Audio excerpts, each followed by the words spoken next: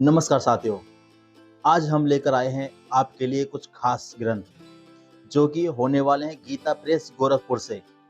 जो भी हमारे पास ग्रंथ हैं वो सब हमारे पास अवेलेबल हैं और मैं वीडियो इसलिए नहीं बना रहा था क्योंकि मेरे पास जो कुछ ग्रंथ थे वो कम थे। तो जिसकी वजह से मैं गया था वहाँ पे दिल्ली और गीता प्रेस गोरखपुर वाली दुकान पे मैं गया था और वहाँ से मैं लेके आया, जो कि मैं तुम्हें दिखाने वाला हूँ। एक-एक करके सब दिखाऊँगा। लेकिन उससे पहले यदि चैनल पर नए हो तो सब्सक्राइब कर लो, क्योंकि अब जो हमारे ग्रंथ हैं उन सबको हम हिंदी में सुनाएँगे, ख़ास आपके लिए। बहुत ही अच्छी तरीके से सुनाने वाला हूँ, ठीक है? और जो लोग सनातन धर्म पर टिप्पणी करते हैं, उनको सवालों के जवाब देने का समय आ गया है। यही हम तुम्हें बताने वाले हैं और आज जो मैं अपने ग्रंथ दिखाऊँगा ना, वो सब तुम्हें दिखाऊँगा कौन-सा ग्रंथ आपको रखना चाहिए। हर एक घर में एक ग्रंथ तो अवश्य होना चाहिए। रामायण हो या श्रीमद् भागवत हो या शिव महापुराण हो या और श्रीमद् भगवत गीता तो सभी के घर में होनी चाहिए।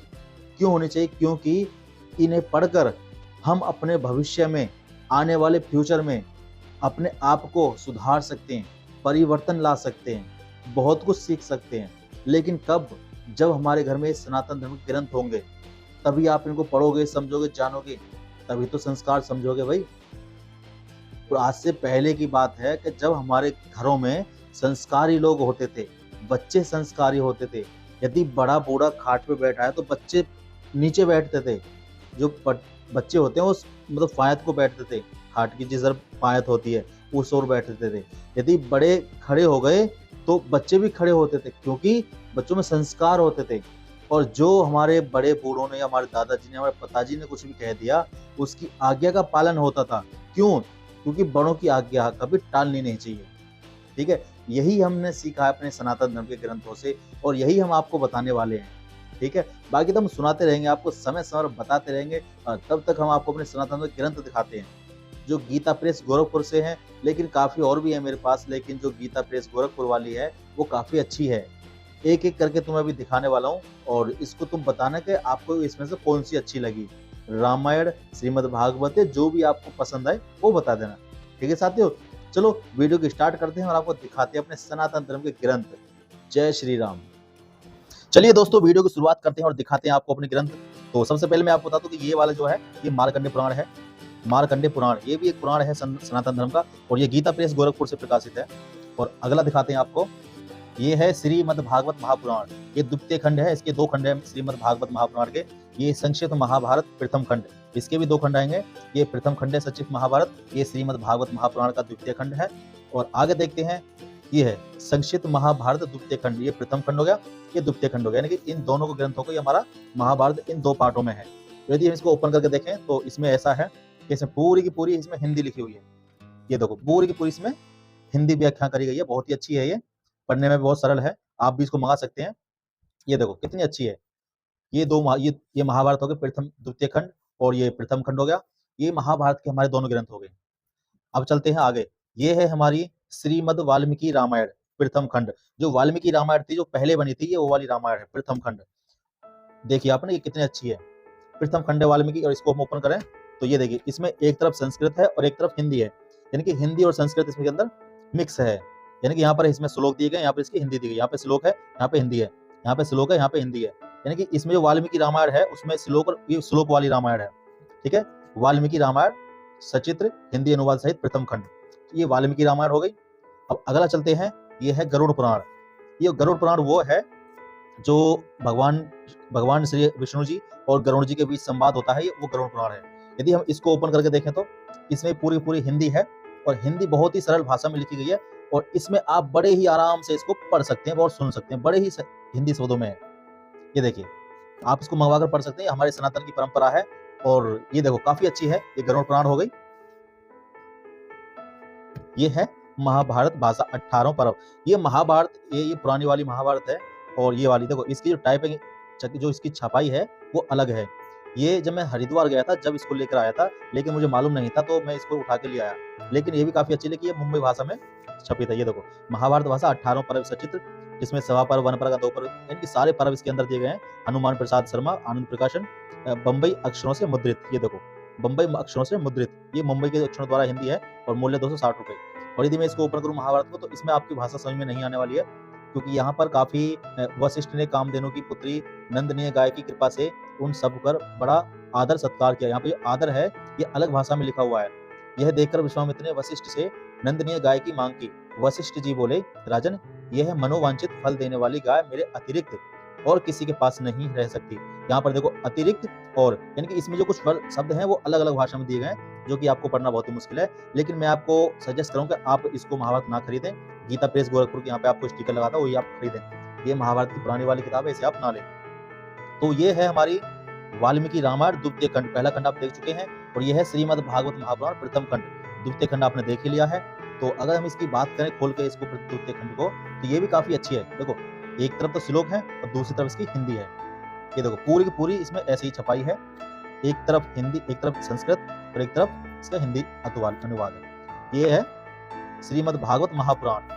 ये 2 भागों में है, और इसको हम दिखाते हैं आपको और भी दिखाते हैं। ये श्रीमद् वाल्मीकि रामायण द्वितीय खंड, ये दूसरा खंड है। और यदि हम इसको ओपन करें तो ये भी वैसी है, जो श्लोक है, श्लोक हिंदी, श्लोक हिंदी, श्लोक हिंदी। और जो आप रामायण सागर महाभारत रामायण देखते थे वो इसी से ही बनी हुई है, वाल्मीकि रामायण से ही प्रकाशित है। तो ये भी काफी अच्छी है, इसको आप पढ़ सकते हैं, बड़ी बिल्कुल हिंदी सहित है। आप इसको हिंदी में पढ़ सकते हैं, बिल्कुल बहुत ही सरल भाषा में है। ये है श्रीमद् भागवत सुधा सागर। ये भागवत सुख सागर की है, बड़े अक्षरों में है ये। और ये देवी भागवत, ये श्रीमद् देवी भागवत। इसकी हम ओपन करें तो ये दिखाइए आपको। ये देखो श्रीमद् भागवत बड़े अक्षरों में मुद्रित है, और ये मैं 375 रुपए की लेकर आया था। ये देखो इसकी हम ओपन करते हैं तो काफी ये भी हिंदी में छपी हुई है, हिंदी में बड़े आराम से। ऐसा हमारा कोई सनातन धर्म का ग्रंथ नहीं है जो हमें ना पढ़ने को मिलता हो। यदि आपको संस्कृत नहीं आती तो आप हिंदी वाली खरीदें और हिंदी वाली पढ़ें। बहुत ही आसान शब्दों से आप इसको पढ़ सकते हैं। राजा परीक्षित ने पूछा, भगवान, जिसके दृष्टि पात्र मात्र से कालेवन जलकर भस्म हो गया, वह पुरुष कौन था? ये जो श्रीमद् भागवत सुख सागर की है, इसमें प्योर आपको हिंदी मिलेगी, और इसमें 12 स्कंद आपको मिलेंगे।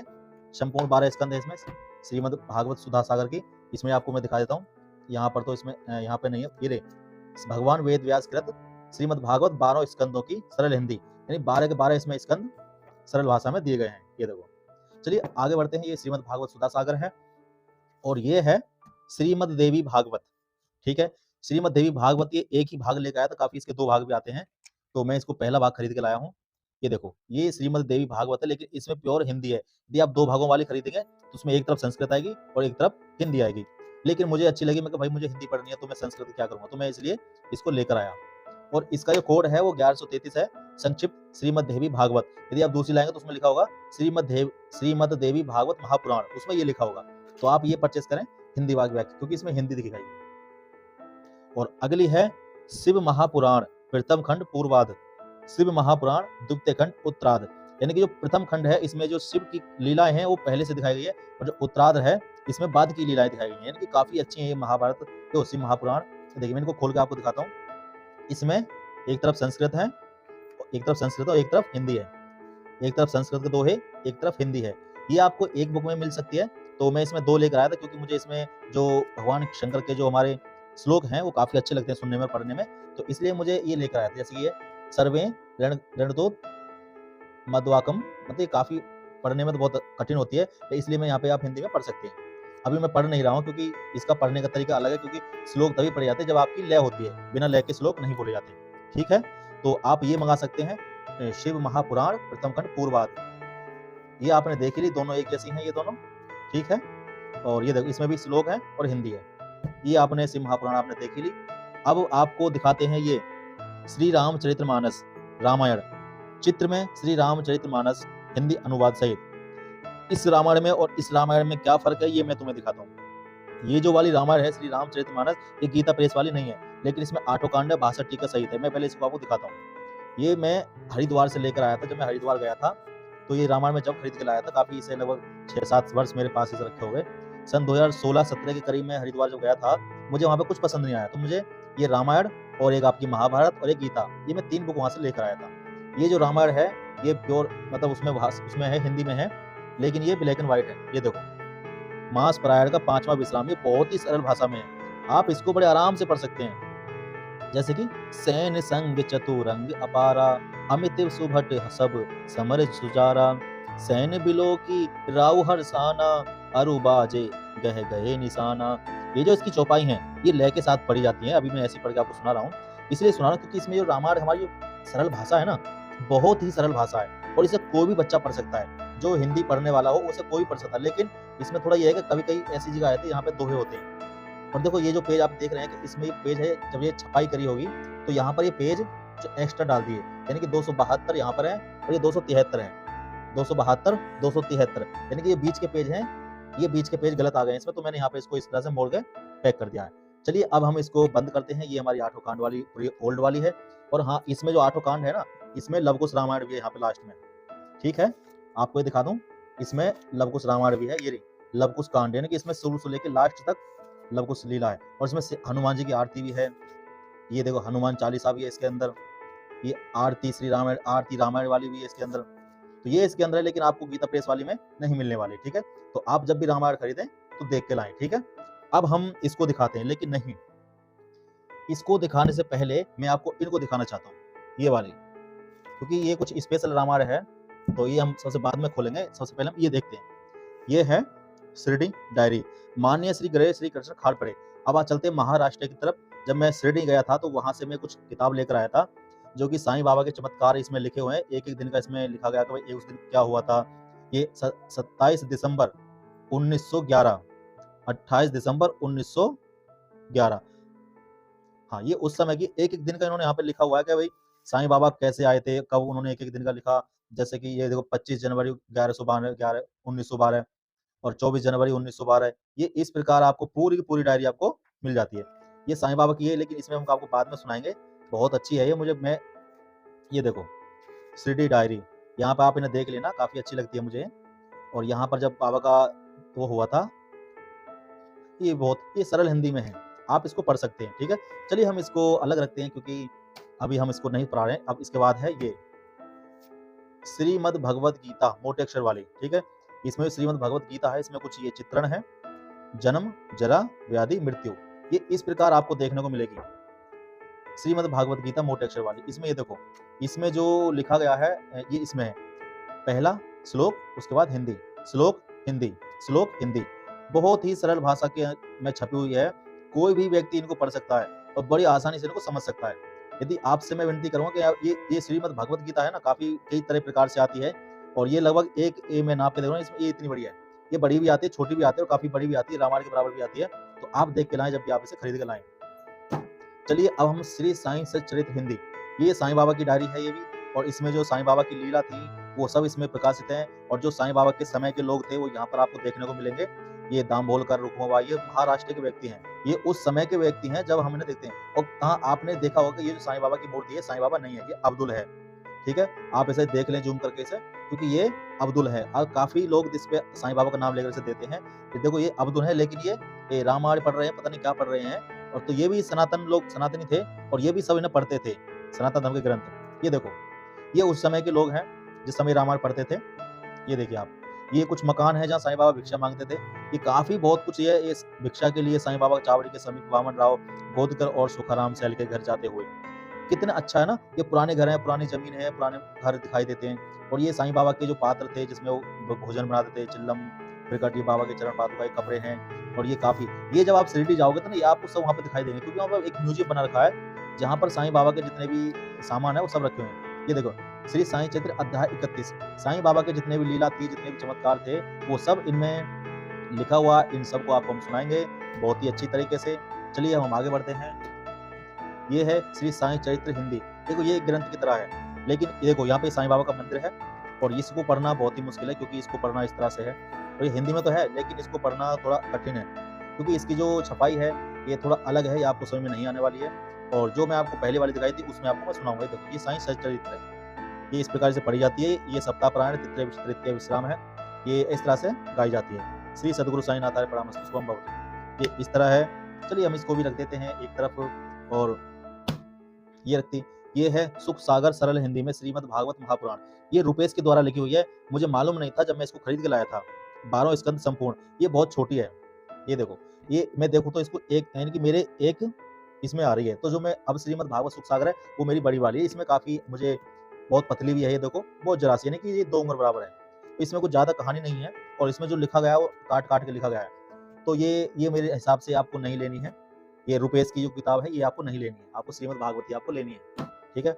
अब ये है जो है भजन सागर, ये मैं भजन की किताब लेकर आया था जिसमें हमारे पुराने भजन होते हैं, हम पहले गाते थे। आपने देखा होगा भजन कीर्तन करते हैं लोग, तो वहाँ पर इनको गाया जाता है, इसमें कुछ भजन भी हैं। बहुत ही अच्छी सरल भाषा में है ये, भगवान के, शंकर के, सबके, गौर के, गुरु के, सबके इसमें भजन है, ठीक है? तो ये आपको इस तरह से पढ़ लेनी, लेकिन आप ये देखो, यहाँ पर जो इसमें ये नाम लिखा गया है, मैं आपको दिखा देता हूँ। ये देखो यहाँ पे लिख रहे हैं, गीता के 5 श्लोक, दैनिक स्तुति, देवी देवेंद्रा, ये श्री 1 श्लोकी, नारी शक्ति, भगवान देख रहा है, मित्रता, दुन दिखुताना, तो बहुत सारे यार इसमें इस तरह के भजन हैं जो कि मुझ पे नहीं पढ़े जा रहे, तो आप देख लेना इस पे स्क्रीनशॉट लेके। ये आप सब माता पिता के गुरु वंदना सब भगवान की है, ठीक है? ये आप देख लेना। अब है श्री रामचरितमानस मझला साइज, 82 नंबर इसका कोड है। यदि आप इसको देखें तो एक बिलांद की है, ठीक है? ये बहुत छोटी किताब है, मैं इसको बस यूं ही ले आया था पढ़ने के लिए, मैं मैच करने के लिए भाई आपकी किस्मत। और देखो इसमें प्रिंट कितना छोटा है, देख रहे हो ना? इसमें प्रिंट इतना छोटा है कि बस पढ़ने में आपको बहुत कठिनाई होगी। ये बहुत छोटी है, इसकी मैं बात करूँ तो कितने रुपए की लेकर आया था मैं, ज़्यादा महंगी नहीं है, बहुत सस्ती है, 150 रुपए की। ये देखो 150 रुपए की है, ये बहुत सस्ती है। अब हम ये दिखाते हैं श्री गरुड़ पुराण रुपेश। ये रुपेश वालों की मुझे कुछ अच्छी नहीं लगती, क्योंकि इसमें जो देखो इसमें छपाई तो काफ़ी अच्छी है और छपाई भी अच्छी है, और इसमें जो दिखाया गया है, ये जो काफ़ी बड़ा-बड़ा इसमें लिखा हुआ है, पढ़ने में आसानी होती है। लेकिन इसमें ये होता है कि देखो इसमें ये रुपेश वालों की है ना, इसमें पेज फटे हुए हैं, तो यहाँ पे इन्होंने टेप चिपका रखी है, ये देखो। यहाँ पे भी ये इस तरह से टेप चिपकी हुई है, क्योंकि ये पहले फट गई थी। मैंने नहीं फाड़ी, मतलब ऐसी आई है, लेकिन मैं इसको चेक करके नहीं लाया हूँ। तो ये देखो इसमें रुपेश की है, ये इसमें बहुत गलत है, और इसमें आपको रुपेश की आपको नहीं लेनी है। तो ये भी बेकार है मेरे हिसाब से, ये किसी काम की नहीं है, तो मैं इसको फिलहाल रख देता हूँ इसको इस तरह से। अब हम दिखाते हैं आपको महाभारत, ये भी रुपेश का है। मुझे जानकारी नहीं थी, एक बार जब मैं किताब लेने गया था, तो ये महाभारत रुपेश का पूरा महाभारत है इसके अंदर। ये देखो संपूर्ण महाभारत, काफी मोटी भी है, ये देखो काफी मोटी है, देखा तो 4 उंगल के बराबर है। और इसमें पूरा का पूरा महाभारत लिखा हुआ है, हिंदी भी है और इसमें ये भी है, दोनों तरह से लिखी गई है। लेकिन इसमें पूरी तरह से साफ-साफ नहीं है, लेकिन कहानी वही है, लेकिन इसमें पूरा क्लियर नहीं होता जैसे जो कि उसमें हुआ था, ठीक है? ये खाली ऐसी आ कि मुझे 500 रुपए की मैं इसे लेकर आया था। भाई चलो कोई बात नहीं, अब आगे तो आ ही गई, अब क्या करें इसको, है ना? तो वैसे हमारे ख्याल से ये सब हमारे हिसाब से को पढ़ना नहीं चाहिए, क्योंकि इसमें कुछ गलत लिखा हुआ है। गलत ये है कि हम इसको समझ नहीं पाएँगे, ठीक है? तो जब भी आप खरीदें तो गीता प्रेस गोरखपुर से ही आप खरीदें इसको, वही आपको सही अच्छी लगेगी और वही हमारी ओरिजिनल है। ये देखो भगवान के चित्र काफ़ी अच्छे बने हुए हैं, ये भगवान की गीता का भाग है, ये वो वाला है, ये कृष्ण भगवान इसे अर्जुन को वो दे रहे हैं और यहाँ पर हमारे कृष्ण भगवान खड़े हैं। तो इस तरह से ये है महाभारत। चलिए अब मैं आपको इसको एक तरफ रख के और मैं आपको दिखाता हूँ क्या, अब दिखाते हैं हम आपको ये वाली रामायण, ठीक है? ये वाली रामायण भाई बहुत ही अच्छी है। कैसी है दिखाऊँ आपको? थोड़ा सा मैं आपको इस पे थोड़ा ज़ूम कर देता हूँ और इसको पास लेकर आते हैं थोड़ा। ये देखिए, यहाँ पर आपको हम दिखाते थोड़ा। अब आपको दिखाते हैं कि कितनी अच्छी लगेगी, क्योंकि पास में बहुत अच्छी लगती है। चलिए, जय श्री राम, श्री रामचरितमानस चित्र में, ये चित्र में है पूरी। ये देखो, राम मंदिर जो बनने वाला है इस प्रकार अयोध्या में, ठीक है? और दिखाएँ आपको, ये देखो, श्री रामचरितमानस कितना अच्छा है, टीकाकार हनुमान प्रसाद पोद्दार, शिव पार्वती, है ना कमाल की रामायण। ये देखो, पूरा का पूरा चित्रण है और पूरी की पूरी कलर है। ये देखो, पूरी की पूरी कलर प्रिंट में है इसमें। और इसमें सबसे आसान पता है क्या है? सबसे आसान है, इसे पढ़ना बहुत आसान है। जहाँ पे आपके श्लोक हैं वो लाल में है और जो हिंदी है वो काले में है और जो आपके दोहे हैं वो नीले में है। और ये देखो चित्रण है, ये इस तरह से काफ़ी मुझे बहुत अच्छी लग रही है यार ये। यदि आपको ये मंगानी है तो आप इसको ला सकते हैं। इसका जो प्राइस है वो आपको दिखा देता हूँ मैं। प्राइस कहाँ गया इसका, ये देखो 1600 रुपये प्राइस है इसका, 1600 रुपये। आपको डिस्काउंट मिल जाएगा इस पे 10%, तो ये आपको लगभग 1450 रुपये की पड़ जाएगी, ठीक है? तो इस प्रकार ये हमारी चित्रण रामायण है चित्र में, और इसमें हमारे जो श्लोक और हिंदी अनुवाद बहुत ही अच्छी है। इसको पढ़ने में सबसे आसानी होती है। इसको आसानी ये होती है कि जब आप इसको पढ़ते हो तो आपको ये पता है कि हमको कहाँ रुकना है, तो कहाँ इसकी हिंदी है, कहाँ श्लोक है और कहाँ इसका दोहा है। ये दोहा है वो इस वाले कलर में है और जो चौपाई है वो लाल कलर में है और जो हिंदी अनुवाद है वो ब्लैक कलर में है। तो इस तरह से ये रामायण को पढ़ना बहुत ही आसान है। मैं आपको सजेस्ट करूँ कि आप ये वाली रामायण खरीदें जिसको पढ़नी नहीं आती। ये देखो, भगवान शिव और पार्वती सती कितनी अच्छी है ना? बस मेरा तो मन आ गया था कि भाई इसे लेके आनी तो लेके आनी। और देखो इसमें एक कलर आ गया, जहाँ पे हमारा छंद आता है ना, छंद, उसका कलर थोड़ा अलग है। मैं थोड़ा जूम पास में दिखाऊँ आपको, ये देखो इसमें जो थोड़ा है ना ये दोहा थोड़ा अलग कलर में है और ये जो आपको दोहा देख रहे हैं, नहीं सॉरी, ये छंद है, ये दोहा है, ये चौपाई है, और इस तरह से रामायण बनी हुई हमारी है। इसमें चित्रण भी बहुत अच्छे हैं। ये देखो, राम जी पालने में झूल रहे हैं, माँ की गोद में है राम जी, और दशरथ दशरथ के मूर्तिमान भाग्य, यहाँ पर चारों बालक खेल रहे हैं।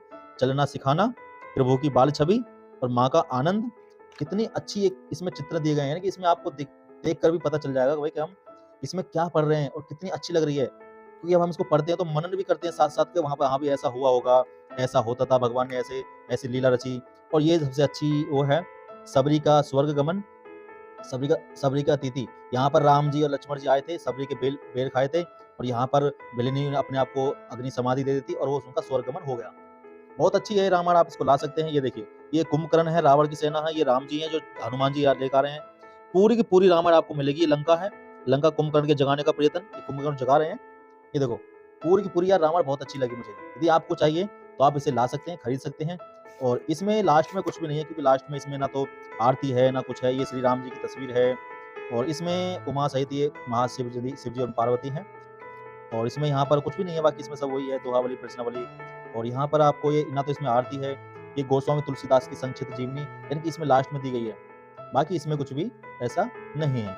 ये देखिए, हाँ यहाँ पर ये है श्री रामायण जी की आरती, आरती श्री रामायण जी की कीरति कलित ललित सिय पी की। और यहाँ पर हमारी रामायण समाप्त होती है, और इस प्रकार ये रामायण खत्म होती है। मास परायण का तीसरा विश्राम, नव परायण नमा विश्राम।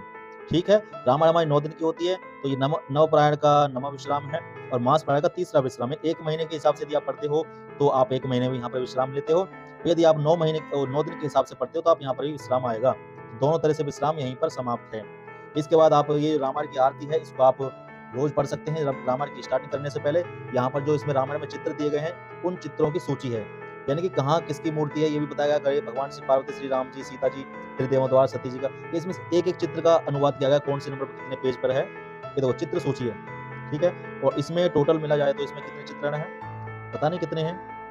तो ये बहुत ही इसमें सब कुछ दिया गया है भाई, आप भी देखने लगभग इसमें 300 चित्र ऐसे हैं। ठीक है, यहाँ पर ये 305 चित्र इसमें स्थापित किए गए हैं। आपको थोड़ा नजदीक करके दिखा दूं, ये देखो, ये आपको दिखा 305, ठीक है, 305 चित्र इसके अंदर हैं रामायण। ठीक है, तो साथियों उम्मीद करता हूं कि आपको ये हमारे सनातन ग्रंथ पसंद आए होंगे। ठीक है, तो अब आगे बढ़ते हैं। हम आपको एक बार इनको ग्रंथ को रखने के बाद आपको वीडियो बना के दिखाते हैं। ठीक है, ये देखो, ये हमारे सारे के सारे ग्रंथ हैं, एक एक करके आप देख लो। ये देखो, श्री रामचरितमानस, भजन सागर, सुख सागर, श्री रामचरितमानस, रामायण से महापुराण, संक्षिप्त से महापुराण, गरुड़ पुराण, इस तरह से हमारे सारे के सारे ग्रंथ यहाँ पर अवेलेबल हैं। आप भी अपने घरों में लेकर आइए जो आपसे हो सके। ठीक है, क्योंकि भाई देखो, कुछ ग्रंथ तो हमारे घर में होने चाहिए। हम सनातनी हैं, सनातन ग्रंथ हमारे इतने हैं साहब के हमें जिंदगी निकल जाएगी, लेकिन हम सनातन धर्म के ग्रंथों को कभी नहीं पढ़ पाएंगे। तो दोस्तों कैसे लगे हमारे आपको ग्रंथ? अच्छे लगे? अच्छे लगे तो यार प्यार से कमेंट कर दो, क्योंकि भाई देखो मुझे जो प्रेम है अपने सनातन से है, बाकी किसी से नहीं। क्योंकि सनातन ही मेरा सब कुछ है, क्योंकि वही हमारे सब कुछ है, पालनहार है, तारणहार है, माता पिता हैं, सब कुछ वही है।